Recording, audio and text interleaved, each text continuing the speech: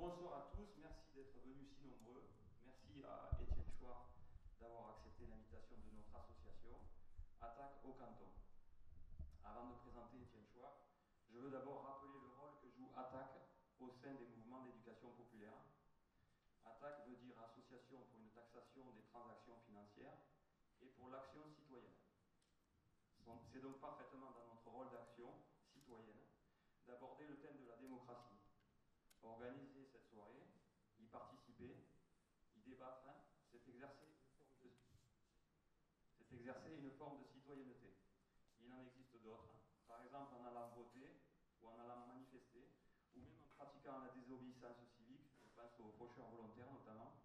Mais manifester aujourd'hui en France contre les grands projets inutiles, par exemple, ce qui est un droit pourtant constitutionnel, est devenu un risque, aujourd'hui mortel. Où est la démocratie quand la violence d'État est manifeste? Au-delà des crises multiples qui s'amoncellent, crise financière, crise économique, crise climatique, crise environnementale, il en est une qui supplante certainement toutes les autres, et ce n'est pas Étienne qui démentira, c'est la crise démocratique. Vous avez pu voir en entrant peut-être la couverture de Politis de cette semaine, la fracture démocratique. Nous y sommes. Démocratie, étymologiquement, vient du grec démos, peuple, et kratos, pouvoir, le pouvoir du peuple, ou pouvoir souverain. Mais dans notre système démocratique, basé sur la Constitution, le pouvoir est représentatif. Le Sénat et l'Assemblée nationale sont-ils représentatifs de ce que nous sommes sociologiquement? 74% d'hommes, moyenne d'âge de 60 ans, cumul de mandats pour 80% d'entre eux. Y a-t-il un seul ouvrier ou un seul chômeur parmi les 925 parlementaires? Non, il n'y en a pas un seul. Sont-ils seuls représentants de notre volonté commune? Question. Pour répondre, deux exemples. Le dernier référendum en France date d'il y a une éternité, 9 ans, c'était en 2005. Nous avons voté non au projet de traité constitutionnel européen. Qu'ont fait nos représentants, avec des guillemets, voter la ratification du traité de Lisbonne 3 ans plus tard, qui est un copier-coller du traité constitutionnel européen. François Hollande s'est engagé à faire de la finance son ennemi. Visiblement, ce n'était qu'une démarche purement électoraliste. Donc que faire, sinon réfléchir à comment modifier les règles pour que la démocratie soit réelle? Pendant que François Hollande ne disait rien d'intéressant sur une chaîne de service pas publique, Dominique Rousseau, spécialiste de droit constitutionnel, disait sur Mediapart que la démocratie doit être continue, que le contrôle du peuple sur ceux qui sont censés nous représenter doit être permanent, et non pas durant le court temps des élections seulement. Son homonyme, Jean-Jacques Rousseau, considère que la démocratie ne peut être que directe. Dès lors, saurons-nous inventer un système démocratique plus performant?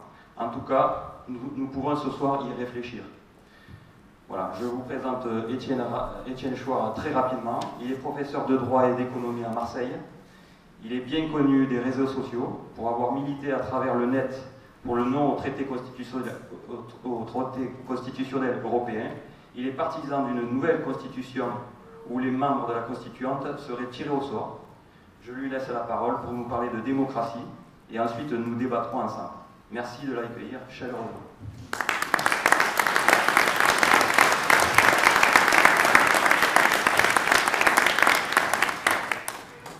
Bonsoir à tous. Alors les copains d'Attaque, ça fait 10 ans que je connais ces gens-là et que je les croise depuis la bagarre 2005 justement. C'est là que je les ai rencontrés pour la première fois et puis on se croise maintenant toujours sur les places de marché. C'est ceux qui tractent, c'est ceux qui se bagarrent depuis longtemps, en fait, depuis bien plus longtemps que moi. Et quand les gars d'Attaque ici m'ont demandé de venir, c'était vraiment volontiers, quoi. Il y a quelque chose que j'aimerais ajouter dans le logiciel des gens d'Attaque, dont je me sens si proche, qui est cette pièce intellectuelle, cet outil intellectuel qui est un processus constituant qui deviendrait populaire au lieu d'être élitiste comme il est en ce moment, qui à mon avis est la condition sine qua non de la réussite de vos projets, de nos projets. Il me semble que notre cause commune, c'est notre impuissance politique. chacun d'entre nous se spécialise sur les dysfonctionnements de la société, des injustices, et devient très, très compétent. À force de travail, devient très compétent sur le mal dont il s'occupe, avec une analyse des symptômes d'une maladie sociale. Alors, là, se concentre sur la finance, bon, il bosse sur les méfaits de la prédation financière, et puis il essaye de comprendre les causes de cette prédation, et il analyse l'excès de pouvoir des banques, l'impossibilité de les contrôler, les barrages qu'on avait mis aux banques après-guerre, et puis qui ont sauté les uns après les autres pendant les 30 Glorieuses, surtout à partir des années 70-80. Bon, il devient spécialiste de ce sujet-là, mais il ne s'occupe pas du tout du nucléaire. Et de toute façon, même s'il devient spécialiste de la monnaie ou de la finance, il va se heurter, comme nous tous, comme tout le monde, il va se heurter au moment de... Parce qu'il réfléchit aussi aux solutions, aux alternatives, à d'autres façons d'organiser la finance, d'autres façons de financer notre économie, nos activités. Et puis cet autre résistant, lui, il travaille dans l'entreprise, il voit bien les dysfonctionnements dans les prises de décision, dans l'organisation pyramidale, finalement tyrannique, qui règne dans les entreprises, l'excès de pouvoir des propriétaires par rapport aux travailleurs. Lui il se concentre sur le droit syndical, sur la protection des travailleurs. Il ne s'occupe pas du tout du nucléaire ni de la finance, ou en tout cas moins. Et il a bien des alternatives, des idées de solutions, d'organisation alternative, de prise de décision dans les entreprises. Donc il est vachement spécialisé sur l'observation des problèmes et l'imagination de la conception d'alternatives. Mais eux tous, nous avons en commun le mur sur lequel nous butons malgré toute notre bonne volonté. Je vois ces vieux militants, ils ont passé toute leur vie à tracter, à essayer de réveiller les gens, à donner un mal de chien pour changer les choses, et on ne change rien, ça s'aggrave, ça s'aggrave. Je suggère, humblement, je me trompe peut-être, mais il me semble... Alors, ça fait 10 ans, il me semble qu'il y a des arguments qui vont dans ce sens. Et si vous trouvez des objections, ça m'intéresse. Donc il faut que je ne sois pas trop long pour qu'on arrive à frotter nos idées, pour que vous disiez ce qui, à votre avis, ne colle pas, qui est utopique ou qui ne va pas marcher. Ça m'intéresse. Je vais être sûr de ne pas me tromper. Mais dans l'état où j'en suis en ce moment, j'ai l'impression qu'il nous manque, dans nos luttes sociales, il nous manque une pièce majeure, une exigence personnelle, intime, individuelle, une exigence constituante. C'est-à-dire qu'il y a un aspect de la politique sur lequel nous, pour l'instant, nous démissionnons complètement. Et pas seulement ici et maintenant, c'est à toutes les époques, dans tous les pays. Pour l'instant, les peuples ont pratiquement toujours démissionné du processus constituant. Alors, qu'est-ce que ça veut dire? De quoi il parle, Alain Hirschhorn? Il faut commencer par la Constitution. C'est pas long. C'est pas long. Notre impuissance politique, elle est programmée quelque part. Il y a un endroit où il y a un texte dans lequel il n'est pas écrit « le peuple est impuissant ». Parce que ça permettrait de localiser facilement l'ennemi à combattre. On dirait « cet article est inique ». Il n'y a pas un article qui dit « le peuple est impuissant ». Ce qu'il y a dans nos fausses constitutions, je ne les appelle même plus des constitutions, nos anti-constitutions, l'anti-constitution de 1958, le texte actuel qui prétend être une constitution, qui est une prison au lieu d'être une protection, il ne faut pas une constitution, il faut l'appeler une anti-constitution, c'est ce qu'elle est vraiment. Et dans ce texte, ce qui fait notre malheur, c'est la même chose dans les autres pays, c'est qu'il n'y a pas un article qui institue la puissance du peuple. Le problème de nos anti-constitutions, c'est des absences d'articles. Il n'y a dans nos institutions aucune institution qui ne prévoit notre puissance populaire. Alors dans les livres de droit, en droit constitutionnel, à part des hétérodoxes comme Dominique Rousseau, dont on vous parlait tout à l'heure, il faut regarder la dernière conférence, effectivement, sur Mediapart de Dominique Rousseau, elle est passionnante. Ce gars-là rejoint avec une précision étonnante ce que je dis depuis 10 ans, sur le fait qu'on n'est pas en démocratie, sur le fait que même la Constitution est mise à l'envers et ne joue pas son rôle. Par contre, il n'est pas encore sur le processus constituant, je n'ai pas encore entendu parler des conflits d'intérêts qui règnent dans le processus constituant, le fait que ce n'est pas aux hommes au pouvoir d'écrire la règle du pouvoir. Quand je lui en ai parlé, j'ai essayé de le rencontrer. Quand je lui en ai parlé, je lui ai dit, mais si on tirait au sort l'Assemblée constituante, si on prenait n'importe qui pour écrire la Constitution, est-ce qu'on n'aurait pas, en se débarrassant des conflits d'intérêts, est-ce qu'on n'aurait pas mécaniquement une meilleure Constitution, pas forcément parfaite, on s'en fout, une meilleure Constitution qu'aujourd'hui, avec enfin des vrais contre-pouvoirs, parce qu'il n'y aurait plus conflit d'intérêts. Et c'était trop tôt peut-être, où il a tordu le nez à cette proposition, il trouvait ça pas sérieux. Je ne désespère pas, je pense que ça viendra un jour, parce que je suis sûr que c'est la solution. Enfin, on verra comment il évoluera plus tard, mais en tout cas, écoutez-le déjà, c'est déjà très intéressant, la façon dont ce prof de droit constitutionnel, avec sa stature, sa solidité doctrinaire sur le plan universitaire, vous explique très calmement, très gentiment, que démocratie représentative, c'est une contradiction dans l'intérieur, c'est une impossibilité. C'est étonnant. En tout cas, Dominique Rousseau est un des constitutionnalistes qui défend l'idée, à mon avis, essentielle et pas négociable, qu'une constitution, ça n'est pas que l'organisation des pouvoirs. Ça n'est pas qu'un texte qui organise des pouvoirs législatif pour écrire les lois, exécutif pour exécuter les lois, donc l'exécutif maîtrise la police et l'armée pour exécuter les lois, et puis le pouvoir judiciaire pour interpréter les lois au cas par cas entre nous. Et puis il faudrait deux autres pouvoirs que Montesquieu n'avait pas prévus, le pouvoir médiatique, qui est au moins aussi dangereux que le Parlement. Il est très essentiel que nous instituions nous-mêmes le pouvoir médiatique et que nous le contrôlions. Et puis le pouvoir bancaire, monétaire, il est très important aussi que ce pouvoir ne soit pas privé et que nous l'écrivions nous-mêmes, que nous l'instituions et que nous le contrôlions nous-mêmes. Donc c'est 5 pouvoirs et pas 3 pouvoirs. La Constitution, ça n'est pas que la mise en place de ces pouvoirs. La Constitution a un intérêt bien plus important pour nous, simples humains, pour nous gouverner, et la Constitution, c'est surtout un texte qui limite les pouvoirs, un texte qui divise les pouvoirs, un texte qui dit comment vont être quotidiennement contrôlés et punis les pouvoirs quand ils défaillent. Et ça, c'est pas expliqué à la fac. En tout cas, moi je ne l'ai pas appris. Peut-être qu'aujourd'hui ils l'apprennent, c'est vrai. Oui, s'ils l'apprennent, ils l'apprennent un peu. Le droit constitue, c'est une petite partie des études juridiques, c'est pas beaucoup. Et dans cette petite partie des études juridiques, on n'apprend pas à devenir un citoyen. C'est-à-dire, dans mon esprit, un citoyen, c'est un constituant. Et si on accepte que la Constitution soit écrite par d'autres que nous, on n'est pas des citoyens, on est des électeurs. C'est beaucoup plus dégradant, c'est beaucoup plus infantilisant. Nous acceptons d'avoir des maîtres, d'abord au niveau constituant, et puis si on a accepté d'avoir des maîtres au niveau constituant, on aura aussi des maîtres au niveau législatif, etc. Je pense que tout se joue là. Et donc, pour que ça change, il faudrait qu'on change nous-mêmes.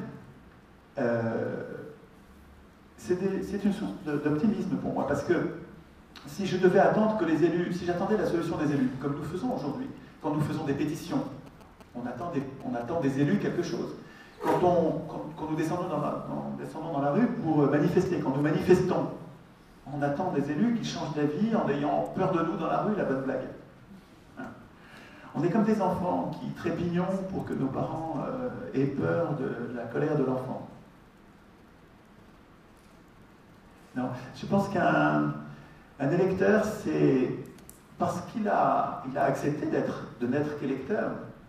Et quand à l'école, on ne nous apprend que ça, c'est très difficile de penser autre chose. Moi-même, j'ai été toute ma vie un électeur, et pour vous dire, j'ai voté PS, et j'avais l'impression d'être progressiste, d'aller dans le sens du bien. Et j'ai voté oui au traité de Maastricht qui nous enfermait dans son article 104 en interdisant aux États d'emprunter aux banques centrales, c'est-à-dire en nous livrant pieds et poings liés au marché financier dont nous dépendons aujourd'hui, qui sont littéralement des maîtres chanteurs qui vont nous amener au camp de concentration, je veux dire, Regardez comment ça se passe en Grèce, et c'est pas fini en Grèce. Ça va très très mal se finir, ce truc-là. Ça s'est noué avec l'Union européenne. Hein. Et Maastricht, ça a été un moment important. En tout cas, ce que je veux dire, c'est qu'il ne faut pas jeter la pierre à ceux qui ne sont pas encore réveillés, il faut juste les aider à se réveiller. C'est compliqué quand on a été éduqué toute sa vie, depuis que tout petit, à l'école, et puis à la télé, et puis dans les journaux, puis dans les manuels, puis dans les livres, partout on vous dit la démocratie c'est l'élection. L'élection, mon petit, c'est la démocratie, répète. Oui, la démocratie c'est l'élection. Tu répètes toute ta vie, tu le crois? Ben oui, bien sûr, tu le crois, et puis tout le monde le dit. Donc c'est compliqué un jour de s'apercevoir que, attends, l'élection c'est aristocratique, puisqu'on choisit les meilleurs aristos, c'est normal qu'on ait aucun pouvoir si on décide d'avoir une procédure qui, par construction, choisit les meilleurs. Les meilleurs, c'est qu'on n'est pas égaux politiquement, il y en a qui valent plus que d'autres, qui vont tout décider à notre place. C'est totalement aristocratique, et encore aristocratique si ce sont les meilleurs. Mais s'ils arrivent même par des intrigues à se faire élire alors qu'ils ne sont pas les meilleurs, c'est même plus une aristocratie, c'est une oligarchie, une tyrannie. Et grâce à l'élection, c'est l'élection de maîtres, de gens qui vont tout décider à notre place, fallacieusement appelé suffrage universel. C'est pas du tout un suffrage universel. Oui, on peut appeler ça comme ça, mais c'est une tromperie. Le suffrage universel, ce serait un peuple qui vote ses lois. Loi par loi, on dit ça on veut pas. Sur les retraites, vous voulez capitalisation ou répartition? On fait un référendum, on vote. On discute, en 6 mois, 1 an, on discute, comme on avait discuté en 2005. Donc on n'est pas des benets, au bout d'1 an de discussion, on commence à bien connaître le sujet, puis on va décider si on veut répartition ou capitalisation. Et c'est ça le suffrage universel, c'est voter nous-mêmes nos lois. Alors que les élus ont décidé depuis 200 ans, 1789, ils ont décidé que le suffrage universel, c'était désigner des maîtres. Et puis ça suffira bien comme ça. Et puis depuis, l'école républicaine, elle nous apprend que la démocratie, le pouvoir du peuple, par le peuple, pour le peuple, c'est tous les 5 ans d'aller désigner des maîtres et après se taire, puisque les élus se fondent avec la nation et leur parole, c'est la volonté générale. Pas question. Ces gens-là m'humilient en prétendant me représenter. Ces gens-là m'humilient. Je ne suis pas d'accord. Je ne suis pas d'accord. J'étais d'accord quand j'étais enfant. Ok, ça a duré 50 ans. Et maintenant, je suis en train de devenir un adulte. Je me réveille, je me soulève, je me lève. Je dis, tais-toi. C'est pas toi qui parle. C'est pas toi le représentant qui va décider. Nous allons décider tous ensemble. Et je dis au représentant, tais-toi. Tu n'es pas légitime pour parler à la place des autres. Tu crois être légitime parce que depuis 200 ans, tu as mis en place un système dans lequel, par le fait d'être élu, tu vas tout décider à la place des gens. Et figure-toi qu'on est en train, par éducation populaire, entre nous, on est en train de se passer le mot, et on ne veut plus être représenté. En tout cas, pour les quelques cas où on sera représenté, on veut décider nous-mêmes des conditions de la représentation. On veut décider nous-mêmes de la façon dont on va désigner nos maîtres, ou on va désigner nos serviteurs. Hein? On va plutôt désigner les serviteurs. En tout cas, on va écrire les règles en fonction, parmi lesquelles, avec les règles en fonction desquelles on les désigne, et puis les règles en fonction desquelles on les contrôle, les serviteurs en question, les règles qui nous permettent de les punir, de les virer à tout moment. C'est nous qui voulons écrire ces règles-là. Si vous voulez, il y a une mutation. Je suggère que, pour que nos projets politiques, sociaux, nos projets pour un monde meilleur, un meilleur respect de l'environnement, un meilleur financement de nos économies, une meilleure prise de décision dans l'entreprise, une meilleure protection, une meilleure répartition des richesses avec un revenu minimum inconditionnel, un salaire à vie, comme le salaire de Friot, financé par cotisation, par nous-mêmes, sans avoir besoin de l'argent des riches, sans avoir besoin d'emprunter rien à personne. On va se débrouiller nous-mêmes pour financer nos activités par cotisation. Tout ça n'adviendra jamais. Alors, je me trompe peut-être, mais il me semble que tout cela n'adviendra jamais par les élus. Ce sont les élus qui nous ont mis dans la merde où on est aujourd'hui. Excusez-moi, il faut que je dise de grands mots. Ce sont les élus qui nous ont mis dans le pétrin dans lequel nous sommes aujourd'hui. Donc, ce n'est pas les élus qui nous ont mis dans ce pétrin, qui ont dérégularisé la finance, qui nous ont imposé le libre-échange, qui est une folie mortifère, qui va nous désindustrialiser, qui va nous transformer en pays sous-développés, en colonies. Hein. Ce sont les élus qui ont décidé ça. C'est ceux qui sont là en ce moment, on voit. Hein. Ils s'appellent gauche, ils ne sont pas gauche, ils sont d'extrême droite. Et puis, avant, c'était de droite, ils ne sont pas de droite, ils sont d'extrême droite. Ils sont au service de la banque. Et ils sont au service de ceux qui les ont fait élire. Notre erreur, c'est de croire que ces gens-là sont bien intentionnés, qu'ils font ce qu'ils peuvent avec des contraintes. Ça, c'est trop gentil. Parce qu'il y a des gens qui nous interdisent de parler de complot en disant « Oh, toi, tu n'es pas pour la théorie du complot, tu ne serais pas un complotiste, tu ne serais pas un conspirationniste, sous-entendu quelqu'un qui voit des complots partout, sous-entendu un paranoïaque, sous-entendu un gars d'extrême droite qui voyait des complots partout, le grand complot juif, que sais-je encore, quelle couillonnade. Mais attendez, c'est des couillonnades, des complots, c'est-à-dire des intrigues secrètes de la classe capitaliste, la classe oisive, qui était identifiée par Thorstein Veblen au début du XXe siècle. Ou par Marx, évidemment, quoi, hein. C'est la classe bourgeoise qui intrigue sans arrêt contre la classe des travailleurs, oui, les 1% qui intriguent sans arrêt contre les travailleurs, oui. Bon, mais si on s'interdit de parler de complot, on protège les comploteurs. Je ne comprends pas. C'est inacceptable, cette espèce d'intimidation que nous subissons quand on dit « Mais attends, mais ça c'est une intrigue, c'est une trahison. Il y a un complot là, quand on met un banquier au ministère des Finances, c'est une trahison de l'intérêt général. Le banquier ne va pas servir l'intérêt général, il va servir l'intérêt des banquiers. C'est scandaleux qu'il y ait un banquier au ministère. Et l'équipe d'Obama, c'est que des banquiers. Plus de la moitié, c'est des banquiers. Et je veux dire, quand on s'interdit d'utiliser le mot complot, on s'interdit de faire le diagnostic du complot qui permettrait de régler le problème. Et si on s'interdit de faire le bon diagnostic, on ne trouvera pas de solution, aucune remédiation. Si on imagine que ces gens-là sont de bonne foi, qui sont en train de faire de leur mieux, qui ne comprennent pas bien, on dit quel aveuglement, mais ils ne sont pas aveugles du tout. On dit quelle incompétence, mais ils ne sont pas incompétents du tout. On dit c'est un échec, mais ce n'est pas un échec du tout. Ils sont en pleine réussite, ils sont hyper compétents, ils savent très bien ce qu'ils font, et tout se passe bien, il n'y a pas de crise. Il n'y a pas de crise du tout.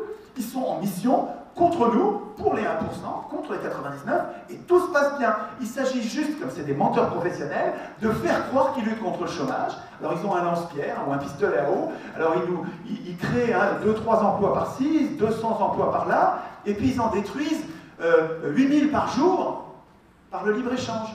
C'est-à-dire qu'ils ont des lance-flammes en arrière-coulisses, en secret, ils vont négocier le TAFTA, qui est une trahison absolue de l'intérêt général. C'est honteux, ils devraient être en tôle pour ça, haute trahison. Ils sont en train de négocier le TAFTA en secret, donc ils vont détruire au lance-flammes des emplois industriels et autres. Et puis ils font semblant sur la scène politicienne, ils font semblant de lutter contre le chômage. Ces gens-là ne sont pas de bonne foi. Ils sont tous d'extrême droite, c'est-à-dire ils sont tous... Moi, c'est mon sens d'extrême droite. Excusez-moi, je sais que ça fait débat et que pour ça, on dit de moi les pires horreurs parce que je refuse le calage gauche-droite qui consiste à dire à gauche, c'est les antiracistes et à droite, c'est les racistes. Quand on fait ça, on ne peut plus se battre contre le capital, on ne peut plus se battre contre la banque, on ne peut plus se battre contre les multinationales, on ne peut pas contre les racistes. Alors le racisme est un fléau, évidemment. Mais ce n'est pas la priorité. Nos luttes sociales ne doivent pas s'articuler là-dessus. Enfin, il me semble. Et ce n'est pas fasciste de dire ça. C'est anticapitaliste. Alors, je ne vous fais pas trop grand cette parenthèse-là. Enfin, si vous avez des questions, c'est volontiers. Moi, je crains pas les questions. Mais, pour moi, le capitalisme, et c'est une grosse différence avec Marx. Je sais qu'il y a plein de marxistes chez les copains d'attaque. Et à mon avis, il y a plein de choses très utiles chez Marx pour comprendre la lutte des classes et l'organisation de la bourgeoisie par la banque pour obtenir le ticket d'entrée.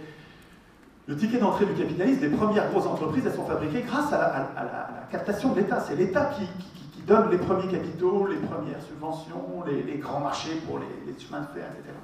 Okay. Marx, précieux pour comprendre ça. Par contre, il y a un truc que je ne lis pas chez Marx et que je ne trouve pas chez les marxistes et qui nous manque pour régler le problème. Et c'est là que j'aimerais bien soumettre cette idée au feu de votre critique pour voir si elle est solide ou si elle n'est pas solide. Mais il me semble que le capitalisme, c'est du droit. Alors, les marxistes, je dis ça, c'est pas du tout péjoratif quand je dis les marxistes, hein, c'est les copains. Les copains, j'ai l'impression qu'ils se trompent sur certains sujets.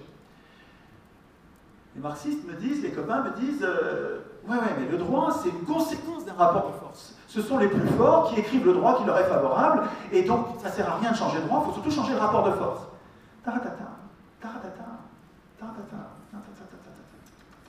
Je suggère autre chose, parce que manifestement ça ne marche pas. Nous n'arrivons pas à changer le rapport de force, et si on continue sur ce logiciel-là, on ne va jamais en sortir. Je suggère que, bien sûr qu'il y a depuis toujours des riches et qui ont eu de la puissance, mais que dans tout l'ancien régime, pendant des milliers d'années, les marchands n'avaient pas le pouvoir. Non, dans l'ancien régime, c'est pas les marchands n'avaient pas le pouvoir. Non. C'est le prince qui avait le pouvoir, c'est le roi. Et le clergé, l'église. Et les marchands, ils devaient se taire. Sinon, ils finissaient aux oubliettes. Alors, ils avaient de l'influence, comme c'est eux qui finançaient les guerres, on leur passait des tas de trucs, ok. Mais c'est pas eux qui faisaient la loi, c'est pas eux qui écrivaient la loi.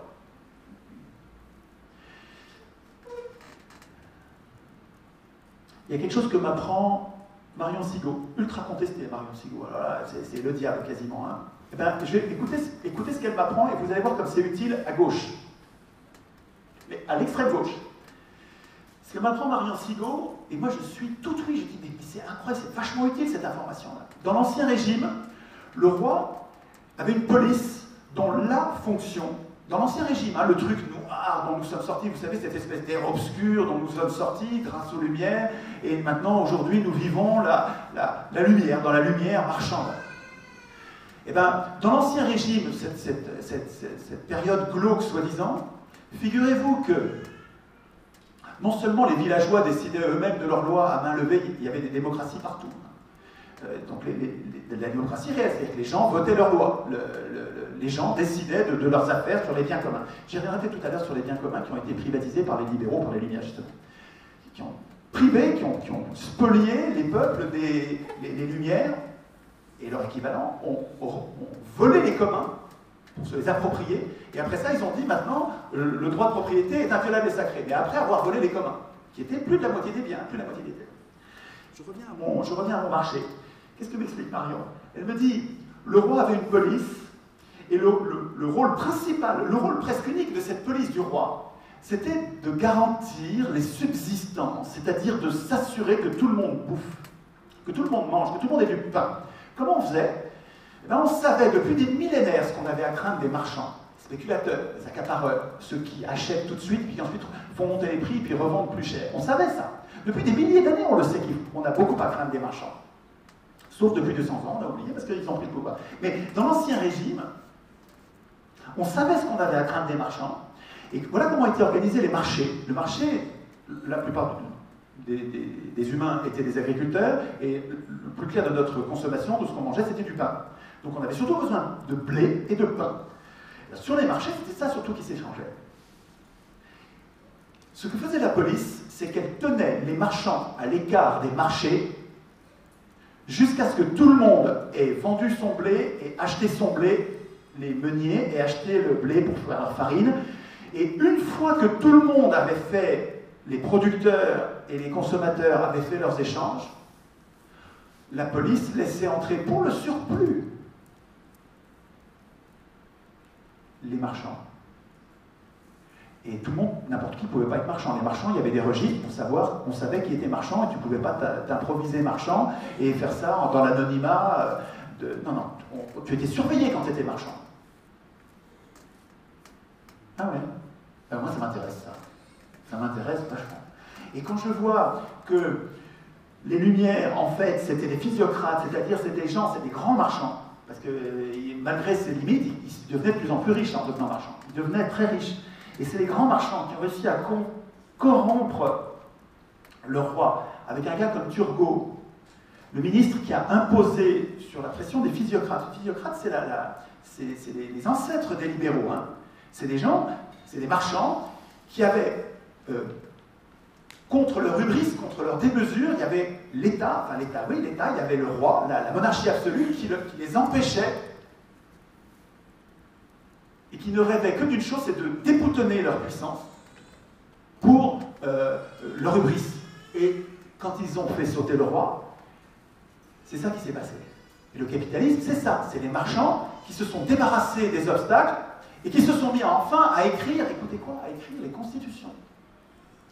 Fin du XVIIIe, en France, aux États-Unis, les marchands se sont mis à écrire les plus riches, les marchands, et notamment les marchands d'argent, les banquiers, se sont mis à écrire les constitutions.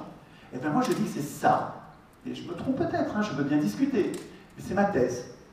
C'est ça qui a permis, non pas, je sais bien qu'il y a toutes les racines du capitalisme qui étaient là, qui étaient prêtes, hein, il y a tous les mécanismes de la lettre de change, du financement d'une banque centrale privée, hein, la Banque d'Angleterre privée, okay, ça c'est des moteurs, c'est des mécanismes du capitalisme qui étaient prêts. Mais le moment où ça c'est devenu possible, le capitalisme, c'est quand les marchands se sont affranchis du clergé, affranchis du roi et des nobles, et sont devenus, quand les marchands sont devenus constituants. Pas nous, les marchands. Et ça a donné le capitalisme, qui est un système juridique dans lequel ceux qui sont riches font élire leurs marionnettes au nom de la nation, au nom de l'intérêt général, et écrivent un droit de propriétaire pour condamner les travailleurs aux travaux forcés, avec des salaires de misère. En tout cas, les salaires les plus bas possibles. Mais qu'est-ce qui rend ça possible? C'est le fait nous, on n'a rien vu venir. En 89, on était analphabètes, hein, la plupart d'entre nous, on était analphabètes, oui, ok, bon, on n'a pas vu venir. Et puis les premiers temps, hein, les 2 premiers siècles, on n'a rien vu venir non plus, parce que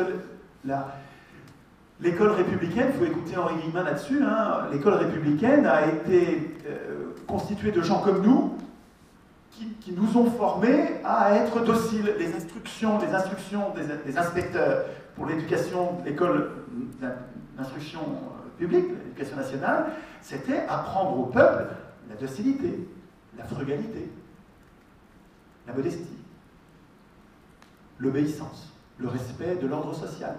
Voilà ce qu'il fallait que l'école républicaine enseigne aux gens. Et c'était des gens comme nous qui apprenaient ça à des gens comme nous. C'était une éducation populaire, mais pas libre, quoi. Très, très contrainte par des gens comme Jules Ferry. Épouvantable bonhomme. Vous voyez que Hollande, c'est normal, il est extrême droite. On voit que c'est normal, hein, c'est normal. C'est normal que Hollande aille faire des courbettes à Jules Ferry, hein. C'est des crapules, c'est la même eau. Les socialistes d'aujourd'hui sont des descendants de ce qui s'appelait le centre-gauche au XIXe siècle. Centre-gauche, c'est Thiers, Adolphe Thiers, un assassin, un criminel, mais pas un criminel de guerre, un criminel de haute volée, quelqu'un qui a massacré les Parisiens de la Commune. Massacré des bains de sang, un bain de sang. Il y a des lycées qui portent son nom, hein, chez moi à Marseille, il y a un lycée Thiers. C'est une crapule, c'est le diable sur terre. Bon, ça vaut pas Bush et Chenet, mais voilà, c'est quand même, c'est la même racine. Bon, bah, du même coup, ça veut dire que si le capitalisme, tout ce système tient, moi je cherche la cause, hein, quand je remonte à la cause, je tombe sur la Constitution, et quand je cherche, d'où viennent ces anti-constitutions, je tombe sur des gens qui ont écrit la Constitution, qui étaient des oligarques, des élus, qui avaient intérêt à instituer leur puissance d'élus et l'impuissance de tous les autres. Et c'est ça qui s'est passé. Ils avaient intérêt, c'est ça qu'ils ont fait. Mais comment ça se fait que partout dans le monde, ce soit des élus qui écrivent la Constitution, alors qu'ils devraient la craindre? Je prétends que c'est parce que nous les laissons faire, parce qu'on n'est juste pas au courant. On n'a pas appris ça à l'école, on croit même que la démocratie, c'est l'élection.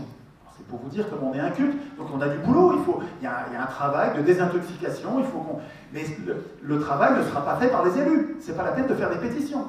C'est pas la peine de demander aux élus d'organiser ci ou ça. Ça n'arrivera pas. La solution ne viendra pas des élus, les élus sont le problème. Je sais que je partage ça, je partage cette thèse anti-parlementaire avec ce qu'on appelle l'extrême droite, et qui est vraiment l'extrême droite, anti-parlementaire, fasciste. Écoutez Guillemin, hein, qui explique ce qu'était le fascisme, c'est-à-dire c'était les tiers, hein, le centre-gauche, donc la crapulerie spéculatrice, esclavagiste, qui tire sur les mineurs en grève. Ces gens-là s'appelaient centre-gauche. Hein, et c'est ceux-là qui, à la fin du 19e, quand ils voient qu'ils commencent à risquer de perdre les élections, tant qu'ils sont sûrs de gagner les élections, ils sont républicains. Républicains entre guillemets pour rire. Hein. En fait, ils sont républicains parce que ça leur donne tout le pouvoir. Et puis quand ils voient que le communisme monte, le socialisme, les vrais socialismes montent, oula, eux ils veulent le pouvoir à tout prix. Hein. Et ben, quand ils voient qu'on va gagner les élections, et ben, ils déclenchent des guerres et ils deviennent fachos. Voilà, c'est ça le fascisme. C'est l'hyperclasse qui devient violente quand elle n'est plus capable de gagner les élections. Quand on commence à avoir des Chavez ou des Mourica, eh ben, ils déclenchent le chaos et c'est par les armes qu'ils reprennent le pouvoir. C'est ça le fascisme. C'est les hyper riches qui imposent la violence pour garder le pouvoir. C'est pas le racisme ou l'antisémitisme, qui sont des fléaux, mais qui sont autre chose, c'est pas le pire. Dans les priorités, je suis désolé, la priorité, c'est éviter la prochaine guerre. Il me semble. Donc, si c'est le processus constituant que nous avons abandonné, et si donc, ça sert à rien d'attendre des élus qu'ils mettent en place un processus constituant honnête, ils ne le font pas, s'il avait fallu attendre que les élus deviennent vertueux, ce serait désespérant. Il y aurait de quoi se foutre une balle ou aller, je ne sais pas quoi faire, autre chose. Ce serait désespérant. Mais c'est pas ça. Non, non. La solution, elle ne viendra pas des élus, elle viendra de nous. Ah, mais si elle vient de nous, ça vaut le coup de se donner du mal. Parce que s'il suffit qu'on se réveille mutuellement, qu'on se passe le mot de l'un à l'autre, en disant la prochaine Assemblée constituante, il ne faut pas qu'elle soit élue. La prochaine Assemblée constituante, il ne faut pas qu'elle soit élue. La prochaine Assemblée constituante, il faut qu'elle soit tirée au sort, ou bien que nous l'écrivions tous, l'Assemblée. Il faut que nous participions tous dans tous les... Excuse-moi, c'est peut-être trop fort, hein, que nous participions tous dans tous les villages au processus constituant. C'est-à-dire que nous n'ayons même pas de représentants, que dans chaque village, dans chaque quartier, dans chaque arrondissement, nous nous réunissions, tous ceux que ça intéresse, tous. On se réunit et on écrit nous-mêmes notre constitution.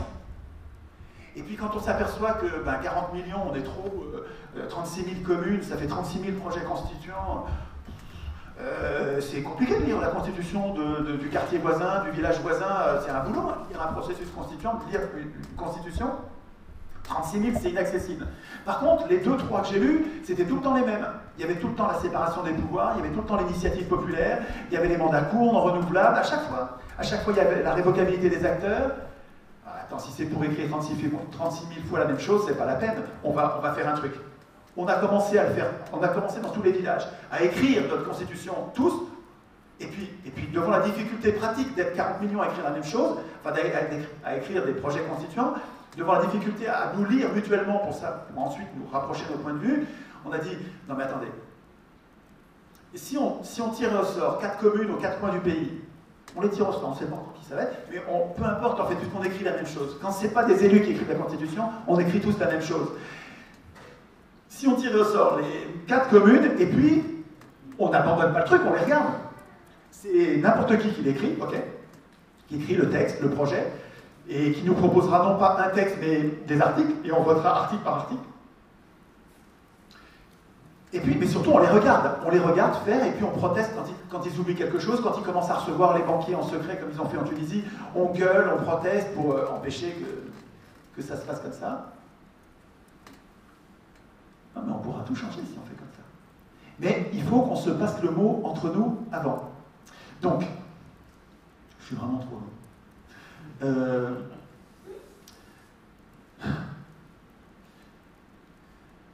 Une bonne image qui vous permet bien de comprendre ce que je veux dire, c'est l'image de la Tunisie. Vous savez, en Tunisie, ils ont viré un tyran.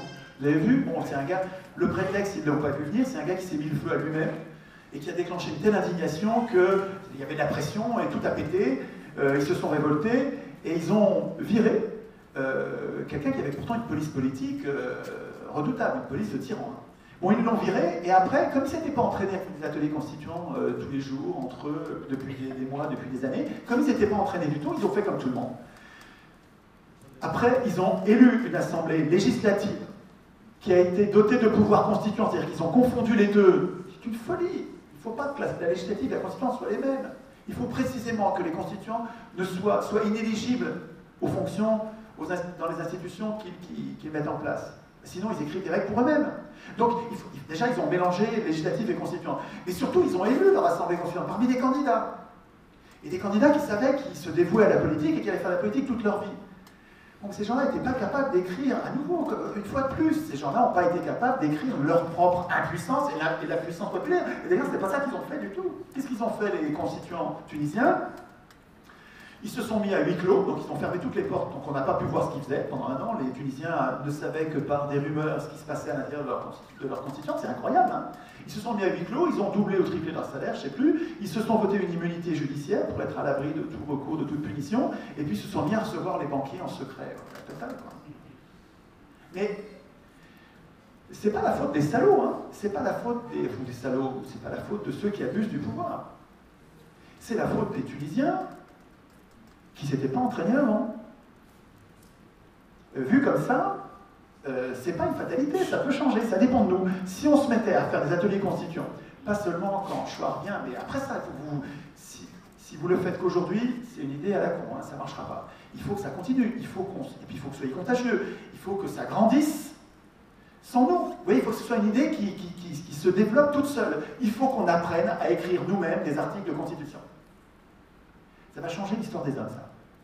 C'est très immodeste de penser qu'une idée toute simple va être aussi décisive, mais moi c'est pour ça que je me donne du mal. C'est parce que j'ai vraiment l'impression que ça peut tout changer. Ça dépend de nous, ça ne marchera peut-être pas. Parce que si on n'arrive pas à le dire de façon assez sexy, assez attrayante, assez convaincante, assez marquante en profondeur, les gens vont continuer sur la lancée, continuer à faire comme avant, aller tracter sur les marchés, ce qui est un dévouement inouï, hein, ce qui demande beaucoup d'énergie, de courage, de gentillesse, mais qui ne fonctionne pas. Si on continue à faire comme avant, ça ne marchera pas. Si par contre vous arrivez à vous transformer un peu, et si vous commencez à mettre des articles de constitution, pas seulement le principe de ce que c'est qu'une constitution, si vous commencez à mettre dans vos conversations des articles de constitution, et sur le vote blanc, comment on fait? À partir de combien on annule une élection? Ceux qui ont été jetés, mis à l'écart par le vote blanc majoritaire, est-ce qu'ils peuvent se représenter à l'assemblée suivante, à l'élection suivante ou pas? Des détails. Mais c'est pas très long, hein. C'est pas compliqué une constitution. Ce qui est compliqué, c'est d'écrire une anti-constitution. C'est-à-dire une constitution qui a l'air d'une constitution, mais qui n'en est pas une. Et une constitution qui a l'air d'être, vous savez, dans le préambule de l'anti-constitution de 58, il y a écrit la République française est une démocratie pour le peuple, par le peuple, comme dans la constitution européenne, enfin l'anti-constitution européenne. Le préambule, c'est magnifique. Et puis, en fait, derrière tous les articles, ils instituent le contraire. Ça, c'est un art d'escroc. Il y a un art d'escroc qui consiste à écrire l'impuissance des gens en donnant l'impression qu'on écrit leur puissance, mais c'est pas vrai parce que la réalité juridique, elle est différente en choisissant les mots qui vont bien, les mots d'escroc. Mais c'est pas ça qu'il faut écrire. Ça, c'est vrai que c'est compliqué, mais écrire une vraie constitution dans laquelle il y a la puissance des gens, le référendum d'initiative populaire, un vrai, pas un faux, pas un référendum d'initiative parlementaire, comme ce qu'ils ont écrit. Les parlementaires ont écrit un référendum d'initiative citoyenne, soi-disant. En fait, c'est un référendum d'initiative à l'initiative d'un cinquième des parlementaires. Et ils appellent ça référendum d'initiative citoyenne. Ils se foutent de nous. Tout ça parce qu'ils ont dit, avec l'appui d'un dixième de la population, c'est une escroquerie d'élus. C'est pas les élus, c'est jamais les élus qui institueront de puissance. Ça n'arrivera pas. Ils ont un intérêt.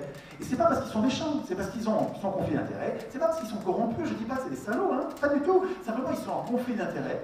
Ils ont un intérêt personnel à instituer leur puissance. Voilà. Et donc, si on les laisse écrire la Constitution, eh bien, ils institueront leur puissance parce que c'est leur intérêt. Donc, si dans votre conversation, vous arrivez à mettre des choses simples comme le référendum d'initiative populaire, qui peut le déclencher, combien de personnes,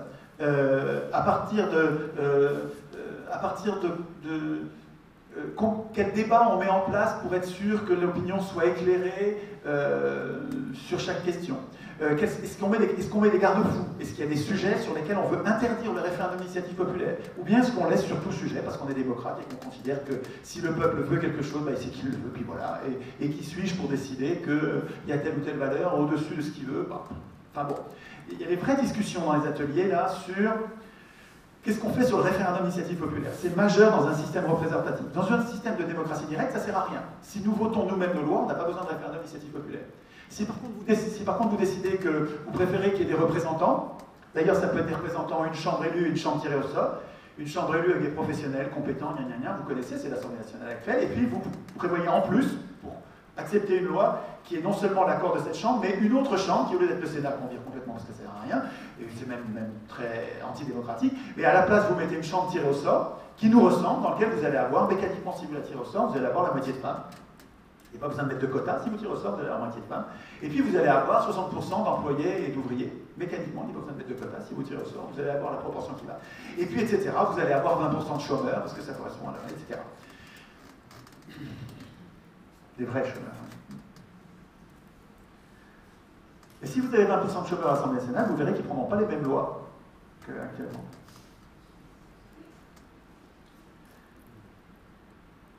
Donc, si vous prévoyez un système de représentation avec des lois qui sont votées par un bicaméralisme, donc avec les deux procédures, une chambre élue des professionnels et une chambre tirée au sort des amateurs, si vous prévoyez ça dans vos ateliers quand vous écrivez, là, vous allez avoir besoin de donner au peuple une initiative pour reprendre la main sur ces gens, qu'ils soient élus ou tirés au sort. Si nous estimons qu'ils sont en train de déconner, nous devons pouvoir reprendre la main à tout moment. Avec quelle modalité?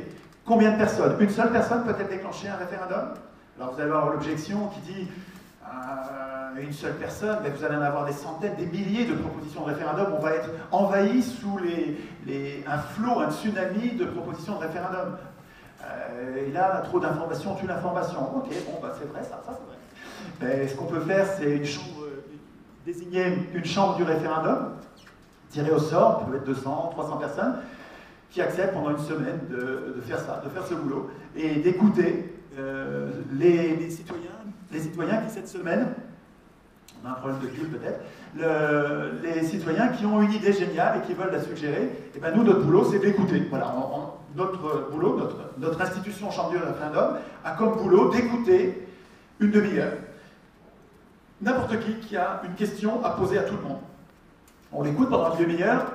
C'est intéressant ce qu'il raconte, mais une demi-heure, on n'a pas fait le tour. On a le droit, souverainement, l'Assemblée du référendum, la Chambre du référendum, a le droit de donner encore une demi-heure, de donner une heure de plus pour qu'on puisse continuer à discuter, pour voir un peu comment vous poseriez la question, et on ne pourrait pas la poser autrement. Et puis finalement, la Chambre du référendum peut dire, donc finalement c'est une mauvaise idée, celle-là, on va délibérer, mais de toute façon celle-là on ne la mettra pas.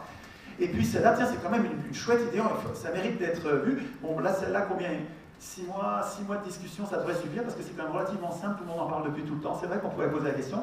Ou bien ça, c'est vraiment un sujet complètement nouveau. Il faudrait quand même au moins un an de débat à organiser pour que les gens soient vraiment aient une opinion éclairée sur ce sujet. Mais par contre, on peut mettre donc cette question, proposée par une personne, la Chambre du référendum décide de la proposer aux citoyens pas de la prochaine fête du référendum, il y en aurait 2 par an, mais la suivante. La fête du référendum, ce serait tous les 6 mois. Par exemple, c'est à vous de décider ça. Quand vous allez faire des ateliers constituants, vous allez voir ce qui est extraordinaire. Il ne faut pas que je prenne trop de temps pour que vous ayez le temps de le faire. Ce qui est extraordinaire dans les ateliers constituants, c'est qu'on sent 2 choses. 1, c'est possible. Putain, c'est quand même pas compliqué ce qui se passe là. Et 2, putain, mais c'est incroyable, ça va tout changer ce truc-là. En même temps que vous écrivez, vous sentez que vous êtes adulte. C'est-à-dire que pour la première fois, quand on écrit, en fait, ce moment puissant qu'on ressent, c'est quand on écrit. Donc, il faudrait que vous ayez du papier, de quoi écrire. C'est quand vous écrivez la règle qui institue votre puissance, vous êtes en train de devenir un adulte, alors que jusque-là, vous n'étiez qu'un enfant, soumis au droit écrit par quelqu'un d'autre.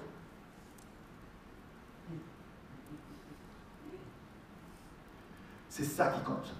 C'est que vous allez, si ça marche, et moi ce que je vis à chaque fois, c'est que ça marche, mais ça marche à Bordeaux, à Annecy, on était 300, 400, et on était jusqu'à 1h du matin, en ayant commencé à 2h l'après-midi.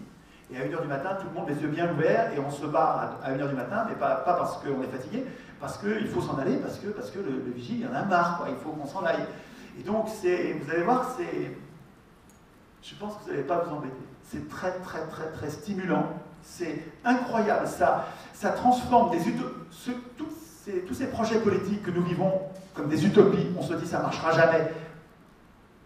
Parce qu'on la sent bien, cette impuissance politique. Mais on n'arrive pas à la formaliser, puis on n'a pas vu la cause, la source. Mais quand on voit, ça y est, c'est repéré, identifier un problème, c'est l'avoir à moitié réglé. Quand on a repéré que la cause, la source, c'est notre démission du processus constituant, et que ce qu'on est en train de faire, c'est justement de plus démissionner. Ça y est, on s'y colle, on s'entraîne, on écrit des articles pour de bon. Ok, au début, ça ne va pas être très bien. Oui, au début, on va se tromper. Oui, c'est pas grave, on va progresser, on va s'entraîner. On va s'entraîner. Oui, c'est pas terrible au début. C'était compliqué, là, dans ce groupe-là. On On a eu un leader qui a pris, dans le groupe, il a trop pris la parole, il a trop parlé, il nous a empêchés. Mais ça fait, c'est pas grave, le prochain qu'on fera demain, il n'y sera pas, ou on lui donnera un sablier pour qu'il parle moins longtemps. On va s'organiser, on va voir les problèmes que ça nous pose petit à petit, puis on n'est pas bête, on va trouver des solutions au fur et à mesure. Et il n'y a pas un mode d'emploi unique pour les ateliers constituants. On fait comme on veut. C'est complètement nouveau ce truc-là. C'est une idée que nous avons à construire nous-mêmes. Comme des adultes. Il ne faut pas faire comme quelqu'un vous a dit. Je tiens à ça. Je ne viens pas dire la messe, là, moi. Hein. Je suggère que je vous informe que ce que j'ai vécu pour l'instant, c'est enthousiasmant. On est en train de se mettre debout en prenant les choses par le bon bout. C'est-à-dire qu'au lieu de réclamer à des élus qui sont élus pour nous nuire, alors je sais que ça c'est très complotiste, oui, c'est très complotiste, oui, mais j'assume ça. Ils sont élus avec une mission de servir les 1% qui les ont fait élire contre les 99% dont ils n'ont rien à foutre parce que c'est pas eux qui les ont fait élire. Les 99%, c'est eux qui votent. De toute façon, il faut bien qu'ils votent pour l'un ou pour l'autre. De toute façon, il n'y en a que deux. Et les autres ne passent pas à la télé. De toute façon, s'ils ne passent pas à la télé, donc les gens qui ne font pas de politique, qui sont le plus grand nombre, ils ne les ont pas vus, donc ils ne risquent pas de voter pour eux. Donc ils vont voter que pour les deux qui ont vu la télé. Et les deux qui ont vu la télé, il a suffi de les acheter. Cela, c'est gagné. Donc, Mélenchon, Le Pen, Bayrou, tout cela, ça sert, c'est un jeu de dupes. Alors, bon, ils ne le savent pas, hein, je pense qu'ils sont honnêtes, ils pensent qu'ils vont gagner, et quand on a du mal, ils vont gagner. Mais moi, je pense que tout est fait pour qu'ils ne gagnent pas. Quand Rothschild achète Libération, pourquoi une banque achète un journal? Quand Lazare achète Le Monde, pourquoi une banque achète un journal? Quand c'est le Crédit Agricole qui a acheté le Nouvel Obs, non? Une connerie, je ne me souviens plus. Mais bon, le Crédit Mutuel, quand il achète le quart de la presse quotidienne régionale, le quart de la PQR, le quart des journaux régionaux, le quart des journaux d'un pays, une banque, mais pourquoi elle fait ça? C'est pas pour gagner de l'argent, ils s'en perdent. Pour gagner les élections. Parce que la télévision s'alimente dans ce qui se passe dans les journaux. Ça donne l'impression de la pluralité, on dirait qu'il y en a plein, c'est très différent. En fait, ils ont acheté tous les journaux qui comptent. Bon, c'est vrai qu'il reste Fakir, mais Fakir, il n'a pas l'audience des autres, et puis il ne passe pas à la télé, Fakir. La décroissance, bon, il y a quelques journaux remarquables, mais qui sont l'âge de fer. Mais les grands journaux achetés, enfin grands entre guillemets, hein, achetés par les banques et les multinationales, c'est pour gagner les élections. Et ça marche très bien. Donc on est sûr d'avoir des candidats d'extrême droite, avec une étiquette de gauche complètement fallacieuse, une étiquette de droite complètement fallacieuse. Ils ne sont pas de droite, ils sont d'extrême droite. Ils sont au service des 1%. Regardez, enfin si vous ne le voyez pas aujourd'hui, vous ne le verrez jamais. Hein. Bon, je suis trop long. Il va falloir faire des ateliers, on va faire ça tout à l'heure. Mais je suggère que, on a dit qu'on ferait une partie échange parce que vous allez avoir plein de questions. Putain, déjà 7 heures. 7 heures, c'est bon. C'est à peu près ce qu'on avait dit, ça. Hein. 7 heures, c'est à peu près ce qu'on avait dit. On garde de la place pour les questions. À 8 heures, on va manger 3 noisettes. Et puis, à 8h30, on fait les ateliers. Sur les ateliers, il faudra qu'on prenne un moment, mais c'est incroyable. C'est incroyable quand vous arrivez à vous organiser avec une vitesse folle. C'est fou. L'autre jour, à Bordeaux, il y avait 300 personnes dans un mauvais hangar, on n'avait pas de table. Il n'y avait que des chaises, il y a encore des chaises qui ne se déplaçaient pas bien. J'avais peur, je me disais 300 personnes, mais comment ils vont faire? Ça va être un bordel pendant 1 heure, ils vont pas... En 5 minutes, ils étaient tous en train de bosser.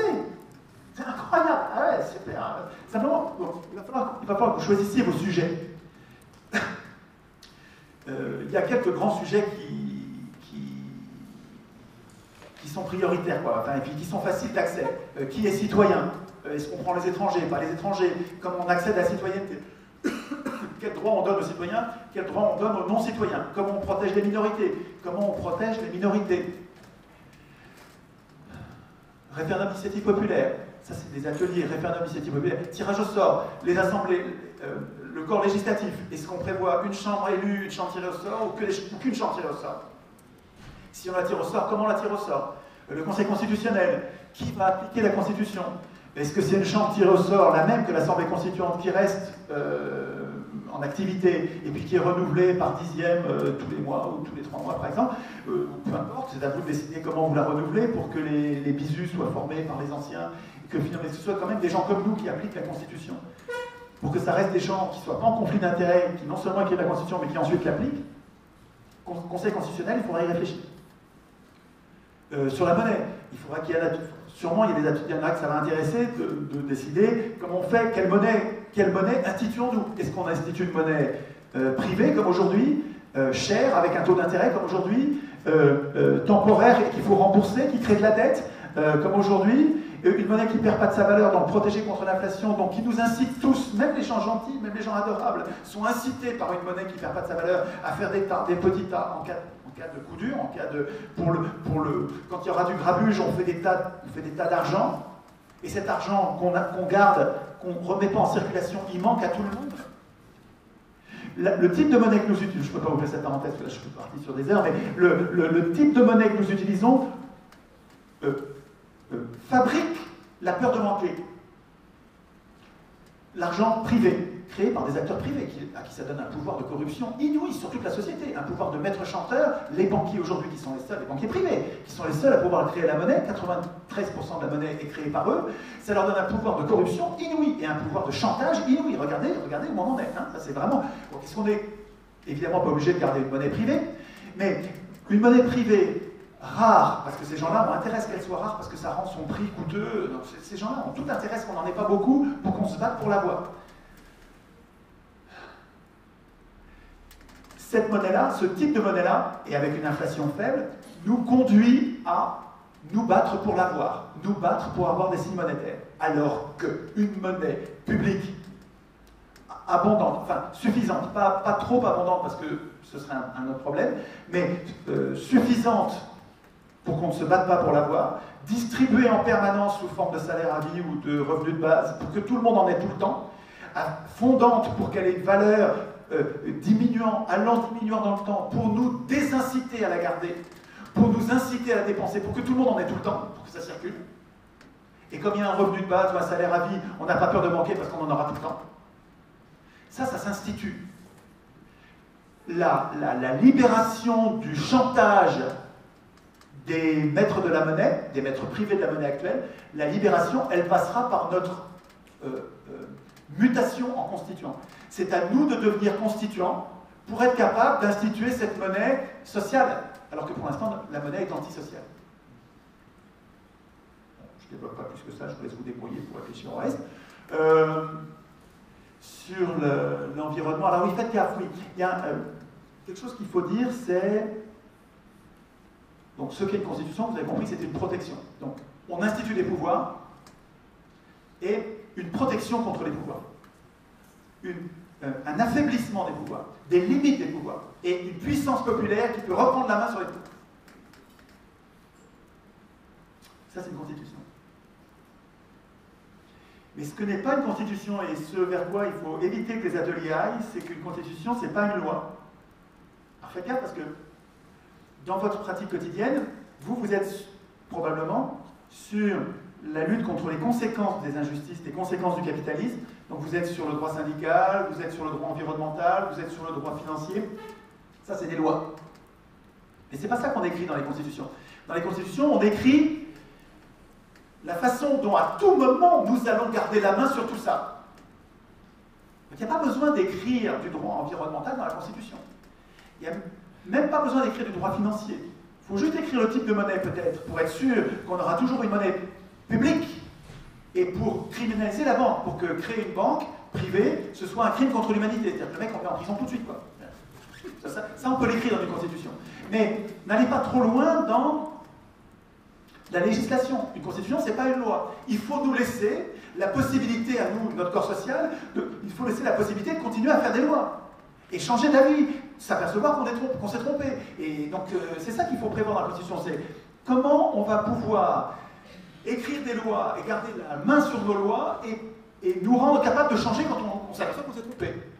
Mais il ne faut pas écrire notre certitude d'aujourd'hui sur l'environnement, sur le réchauffement climatique. Imaginez que demain, vous aperceviez que cette histoire de réchauffement climatique, c'est un truc inventé par Goldman Sachs pour créer un marché, pour s'enrichir par milliards, et que c'est tout du bidon. Imaginez. Vous aurez l'air fin si dans la Constitution vous avez mis le réchauffement climatique, alors vous êtes fait berner. Laissez-vous la possibilité de changer les lois sur ce sujet, Gardez surtout en tête que la Constitution, c'est la mise en place de pouvoir toujours sous notre contrôle. Comment est-ce qu'on fait pour garder toujours le contrôle ? Avec quels médias, quelle monnaie, quel parlement, quel gouvernement, quel juge? Bon, je m'arrête. Je vous laisse poser des questions. Putain, excusez-moi, je suis trop lent, je bavarde. Bravo, hein.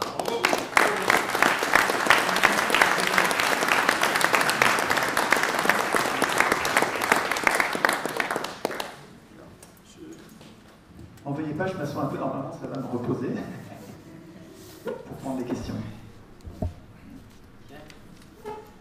Si vous pouvez donner votre prénom. Bonsoir, Claire. Donc ma question serait la suivante.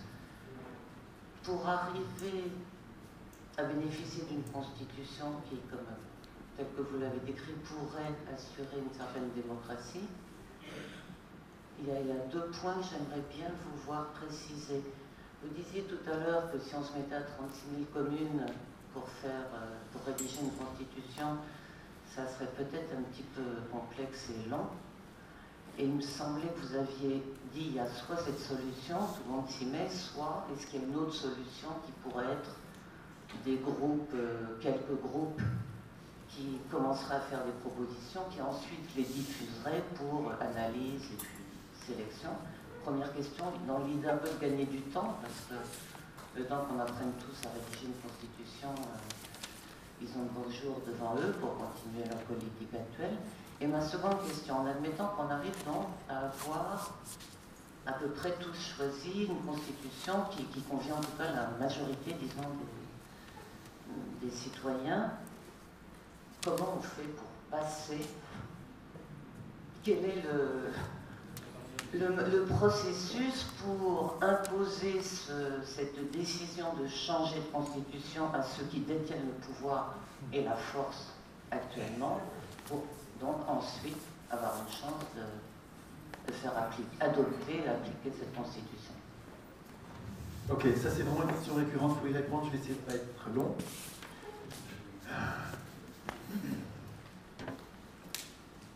Je ne peux pas dire qu'est-ce qui va déclencher l'insurrection, je ne sais pas. Je ne sais même pas si ce sera vraiment une insurrection avec de la violence, je ne sais pas sûr. Et je ne sais pas à quelle date. Mais par contre, quand je regarde l'histoire des hommes et que je vois qu'il y a partout sur Terre et tout le temps, il y a des insurrections tout le temps. C'est une banalité pour les hommes. Les hommes passent leur temps à s'insurger. Donc ça va arriver. Et c'est pas grave. Enfin, voilà, le fait que je ne sache pas quand et par quel mécanisme ne fait pas la preuve que ça n'arrivera pas. Et à mon avis, c'est pas décourageant. C'est vrai que c'est moins mobilisant de ne pas avoir une date. C'est vrai que si on s'entraîne pour un match de foot, c'est mieux de savoir la date du match et contre qui on va jouer, comment ça va se passer. Mais bon, même si vous ne savez pas exactement la date du prochain match, bah les joueurs, là, ils s'entraînent quand même. Hein, même s'ils ne savent pas, c'est pas très grave de savoir exactement la date, ni comment ça va se passer.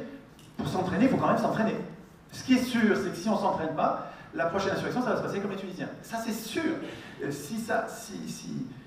Si aujourd'hui il y avait une insurrection, on n'est pas assez nombreux à être préparés, à être constituants pour dire ben, on va l'écrire nous-mêmes.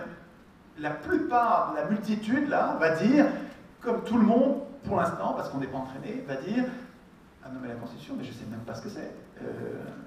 Ben lui, il veut l'écrire, là, cet élu veut l'écrire, ben, qu'il l'écrit. Moi, je ne suis pas capable de le faire, je ne sais même pas ce que c'est. Donc, si vous voulez, ce que je suggère, c'est qu'on soit vraiment nombreux, et donc il faut non seulement qu'on s'entraîne, mais qu'on contagie. J'invente les mots quand j'en ai besoin. Il faut qu'on contamine des gens autour de nous pour qu'ils deviennent eux à leur tour constituants, pour qu'on soit nombreux. Et ensuite, la façon dont je l'imagine pour que ce ne soit pas violent, c'est à l'égyptienne. Vous avez vu cette manifestation monstre qu'il y a eu l'année dernière en Égypte? Il y a toute l'Égypte qui est descendue dans la rue. Alors, pratiquement tout le monde c'était noir de monde, toutes les rues étaient noires de monde. Et là, je pense que dans ce contexte-là, la police ne tire pas sur tout le monde. Là, la police, elle met les crosses en l'air. C'est comme ça que ça se passe dans l'histoire des hommes. Hein. La police, c'est des humains comme nous, avec des enfants, des parents. Et quand tout le monde est dans la rue, y compris leurs parents et leurs enfants, ben, ils ne tirent pas dessus. Et la violence, elle est surtout quand nous sommes peu nombreux et que nous voulons imposer notre volonté à la société. Alors ça, la société ne se laisse pas faire et ça saigne. Mais si on s'est préparé avant, et c'est très pacifique ça, et il n'y a pas besoin de passer à la télé, hein. On fait ça en souterrain, comme des rhizomes qui grandissent sous terre, comme des rhizomes, et puis au moment du printemps, ça germe partout sur Terre. Il faut que ce soit partout sur Terre, ben, c'est pour ça qu'on traduit, et ça se passe dans tous les pays, hein, cette émancipation. Enfin, j'espère, en tout cas, à mon avis, il faut que ça se passe dans plusieurs pays, parce que si ça se passe que dans un seul pays, ce qui se passe aujourd'hui pour la Libye, ou pour l'Irak, ou pour la Syrie, ou pour la Serbie, c'est-à-dire que l'OTAN va bombarder pour détruire le pays qui s'oppose à l'Empire, hein, parce que c'est ça qui se passe en fait. Hein, nous allons bombarder les pays qui ont l'audace de résister à l'Empire, et bien là, si nous devenons démocratiques, on se fera bombarder pour une couillonnade, hein, on dira qu'on a tué, il y a un charnier qu'on a créé, je ne sais pas, ils vont inventer n'importe quelle couillonnade pour envoyer leurs bombardiers et détruire la démocratie naissante. Donc il faut vraiment qu'on soit effectivement dans plusieurs pays. Mais il me semble qu'on n'en est pas là, et que ce qu'on peut faire activement et utilement, c'est soit devenir constituant, et en contaminer un maximum autour de soi, devenir constituant, et devenir constituant contaminant. Il ne s'agit pas seulement qu'il devienne constituant, il faut qu'il devienne constituant. Enfin, il faut que ce soit auto-reproducteur, le truc, que ça se développe.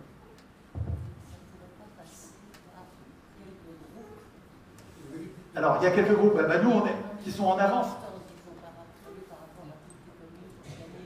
Ah oui, sur la question sur le processus constituant.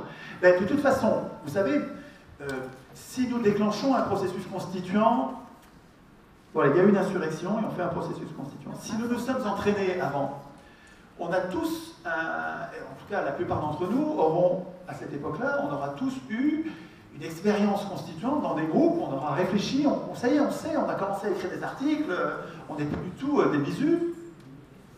Et donc là, finalement, peu importe qui va l'écrire, parce que ce qui importe, c'est qu'on observe le processus. Ce qui va compter dans le prochain processus constituant démocratique, digne de ce nom, c'est que une poignée d'entre nous l'écrivent. Mais moi, je n'ai pas besoin du tout d'écrire la Constitution. Ça peut être vous, moi ça m'est égal. Hein. J'ai pas d'ambition constituante. J'ai une ambition de qualité du processus constituant. C'est-à-dire que si c'est vous, parce que vous n'êtes pas élu, vous n'êtes pas professionnel de la politique, eh bien ça me va. Par contre, il va falloir que vous acceptiez de travailler sous mon regard sourcilleux. C'est-à-dire que, par contre, ce que je vais faire, c'est pas moi qui vais écrire la Constitution, mais moi je vais vous regarder faire. Ceux qui vont être désignés, tirés au sort, il faut qu'on les regarde faire. Comme en Islande. En Islande, ils étaient sous le regard des Islandais. Tout le processus constituant a eu lieu en interaction permanente avec le peuple islandais. Alors, ils sont que 370 000, je crois. Mais c'est beaucoup déjà 370 000. C'est une expérience de travail collectif qui fonctionne. Bon, il faudra que de toute façon, on s'adaptera aux problèmes. Au fur et à mesure, on verra les problèmes, il faudra qu'on trouve des solutions. Mais... si vous voulez, je me méfie un peu, ne m'en veuillez pas, c'est pas du tout malveillant, mais je vous dis juste, je me méfie un peu de l'idée d'avant-garde éclairée. Parce qu'on trouve ça chez les copains marxistes. L'idée de Marx, c'était que la révolution sera faite par une élite. Alors là, moi, je ne suis pas du tout marxiste. Là. Parce que ça ne me plaît pas du tout, je crains ça au possible. Je parle à mes congénères humains comme des adultes chez qui je sens qu'il y a un génie potentiel. Même si aujourd'hui, il peut avoir l'air, je le vois dans un bistrot, on dirait qu'il a fait des conversations superficielles, il est méchant, il est raciste, il est brutal, il dit que des couillonnades pour l'instant, ça fait rien. C'est un humain, il a un cerveau, ce gars-là, tu lui donnes des responsabilités, tu lui fais confiance, il va changer, il va se transformer, tu ne vas plus le reconnaître. Il va éteindre sa télé, il va arrêter de dire des couillonnades, il va se mettre à lire. Le même bonhomme, hein, tu ne vas pas le reconnaître. Simplement parce que tu lui as fait confiance. Donc, si vous voulez, il y a quelque chose de très particulier dans ce que je défends comme idée, et qui me vaut toutes ces calomnies, c'est que je prétends que quelqu'un qui... Alors je vais vous prendre, c'est une provocation. Hein. Même quelqu'un qui aujourd'hui est un affreux Jojo, je vous laisse imaginer l'affreux Jojo, même quelqu'un qui est un affreux Jojo, eh bien, pour moi, il n'y a pas de diable, je ne suis pas raciste. Je ne pense pas que c'est un affreux Jojo à vie qui va rester un affreux Jojo tout le temps. Je pense que si on lui fait confiance et si on l'écoute respectueusement pour voir pourquoi il est si méchant pour l'instant, pourquoi il est si cruel en ce moment, pourquoi il est raciste en ce moment, et vraiment on essaie de comprendre sincèrement, et bien on a plus de chances de le rapprocher, de le transformer en bien. Je sais bien que ça ne marchera pas tout le temps, mais j'ai plus de chances de le transformer en bien, au moins un peu, et peut-être même beaucoup, que qu'en le traitant de raciste ou de fasciste, et puis donc en le mettant au banc, et alors là, il va devenir vraiment très méchant. Si en plus je lui coupe la parole et qu'il n'a même pas le droit à la parole, là il va s'armer, il va devenir brutal. Et c'est ma faute, il ne fallait pas le museler, il fallait le respecter. Je pense que parce qu'il est humain, il faut le respecter. Et quand je dis ça, je deviens un complice des fascistes. C'est déconnant. Je crois que c'est déconnant. Je pense que le politique, vu au niveau constituant, vous savez, pour l'instant, nous ne pouvons pas faire politique. On croit qu'on fait de la politique, mais on ne fait pas du tout de la politique. Nous sommes impuissants. Ce n'est pas nous qui faisons de la politique. On fait semblant, on s'entraîne à faire la politique, mais ce n'est pas nous qui faisons de la politique. C'est les élus qui font la politique. Nous, on ne fait pas. On est impuissants, on ne change rien. Et donc, nous placer au niveau constituant, c'est nous mettre à un niveau politique qui est au-dessus. Et là, il faut que vous acceptiez dans le processus constituant des gens qui, pour l'instant, au niveau politicien, au niveau politique des lois, sont très en désaccord avec vous. Il y a des racistes là-dedans. Il y a des gens qui veulent un chef. Même des gens qui veulent un Führer. Ben oui, mais c'est des humains. Et au moment du processus constituant, il va falloir que vous les mettiez avec vous. Sinon, comment vous allez faire? Vous n'allez pas faire un processus constituant de gauche. C'est pas ça un processus constituant.